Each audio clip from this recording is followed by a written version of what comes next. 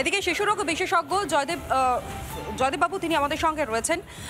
সবথেকে বড় বিষয় যে যখন আমরা এই ভাইরাস নিয়ে কথা বলছি তখন জানা যাচ্ছে যে যাদের অল্প বয়স অর্থাৎ 5 বছরের কম যাদের বয়স রয়েছে আর অন্যদিকে প্রবীণ যারা রয়েছেন তাদের সংক্রমিত হওয়ার চান্সটা অনেকটাই বেশি। সেক্ষেত্রে প্রাইমারিলি কি করার প্রয়োজনীয়তা রয়েছে বলে আপনি পরামর্শ দেবেন? প্রথম কথা হচ্ছে এই মেটানিমো ভাইরাসটা খুব নতুন ভাইরাস নয়। যে কোনো ভাইরাস যাদের ইমিউনিটি কম থাকে তাদের ক্ষেত্রে সিভিয়ার ফর্মে যেতে পারে। যদিও এই ভাইরাসটার ক্ষেত্রে আপার রেসপিরেটরি ইনফেকশনই বেশি, কিন্তু কিছু কিছু ক্ষেত্রে লোয়ার রেসপিরেটরি ইনফেকশন হতে পারে। লোয়ার রেসপিরেটরি ইনফেকশন মানে নিউমোনিয়া, ব্রঙ্কাইটিস এগুলো হতে পারে। এখন খুব ছোট যদি 8 মাস 7 মাসের হয় তাদের ক্ষেত্রে কিন্তু সিভিয়ারিটি যাওয়ার চান্সটা বেশি।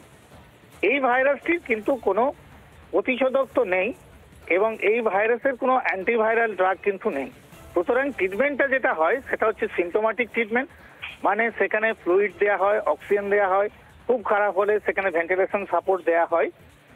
কিন্তু মেন হচ্ছে এটা থেকে বাঁচার উপায় হচ্ছে সব ভাইরাসের ক্ষেত্রে আমরা যেটা প্রিকশন বলে থাকি, প্রথম হচ্ছে যে কোনো বাচ্চা যদি সর্দি কাশি জ্বরে থাকে তাকে রেস্ট দেওয়া উচিত।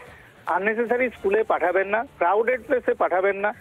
এই ছোটগুলোর ক্ষেত্রে তো মাস্ক টাস্ক পরানো যায় না, কিন্তু বড়গুলোর ক্ষেত্রে মাস্ক পরাতে হবে যারা মাস্ক পরতে পারবে।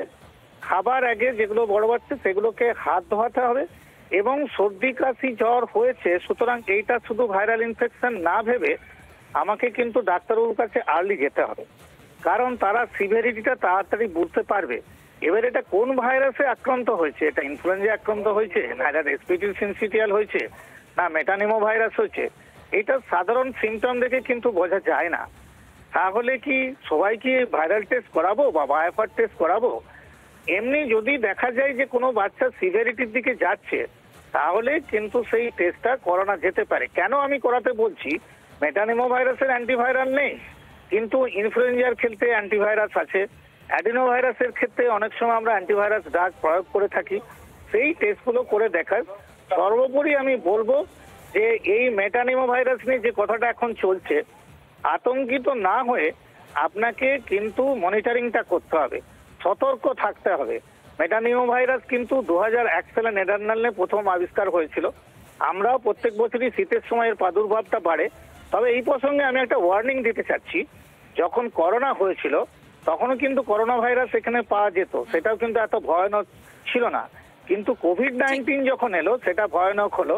সুতরাং এইখানে আমাকে দেখতে হবে যদি প্রাদুর্ভাবের সংখ্যাটা বাড়ে তাহলে কোনো মিউটেশন হচ্ছে কিনা দেখতে হবে এবং মাথা চাড়া দিয়ে উঠছে, তাতে ভয়ের সেই রকম অর্থে কোনো কিছু নেই, কিন্তু তারপরও সচেতন থাকার বার্তা দিচ্ছেন আপনারা। ধন্যবাদ জানাই আপাতত। আর এদিকে চীনে ইতিমধ্যেই আপনাদেরকে জানালাম যে হাসপাতালে যে ছবি সামনে এসেছে তাতে এইচএমপিভি ভাইরাসে আক্রান্ত হওয়া এবং সেই ছবি ভাইরাল হওয়ার পর কার্যত চক্ষু চড়ক গাছ গোটা বিশ্বের।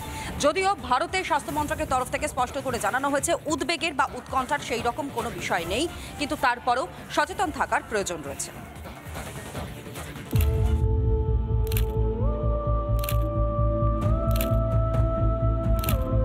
কোভিডের দিনগুলো মনে পড়লেই চোখে ভাসে একের পর এক বিভৎস ছবি।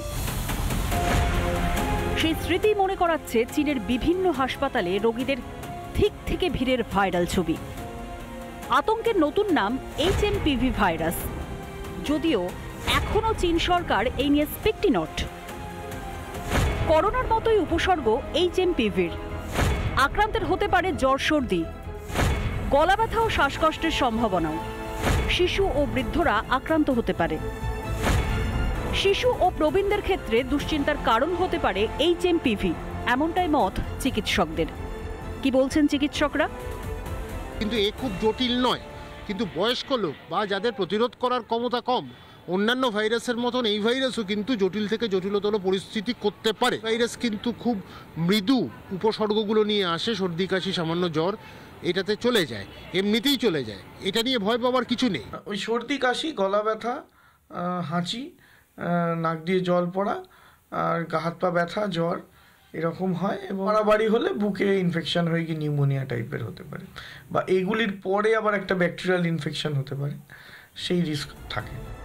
তবে এইচএমপিভি নিয়ে উদ্বেগের কোনো কারণ নেই বলে জানিয়েছে কেন্দ্র।